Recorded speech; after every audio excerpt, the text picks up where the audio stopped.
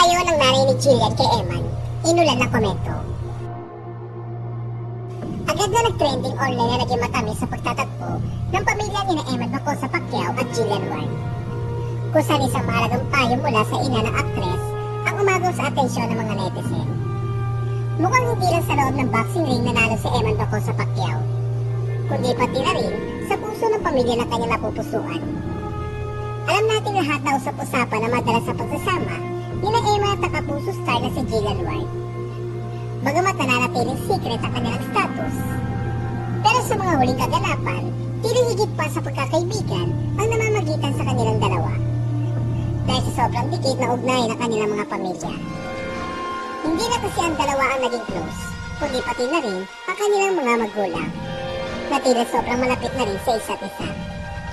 Sa katunayan, para magbalain na ang mag-ina ni Eman at ni Jillian. Sa isang larawan ay may kita na magko-holding hands pa sila. Samantala, sa gitna ng mga kumakalat na larawan, isang payo mula sa ina ni Jillian ang inulan ng komento mula sa mga netizen. Sa isang video, may kita na nagpaalam na ang pamilya ni Jillian sa pamilya ni Eman. Kuha ito sa isang resort sa Bohol na pinuntahan nila matapos ang laban ni Eman. May kita nga na muling binati ng ina ni Jillian si Eman sa pagkapanalo nito.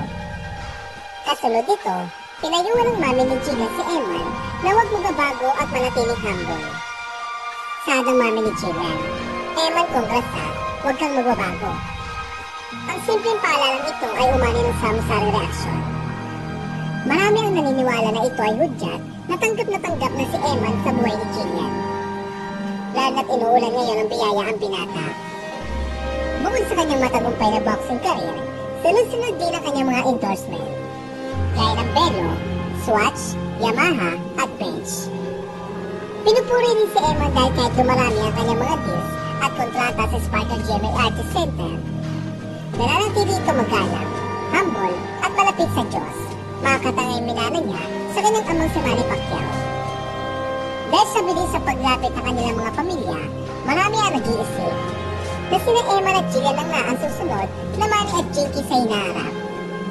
Marami naman ang nag-aabang sa mga susunod na kaganapan at update sa buhay nila Eman at Jillian. Lalo pat pareho sila matagumpay sa kanilang karera.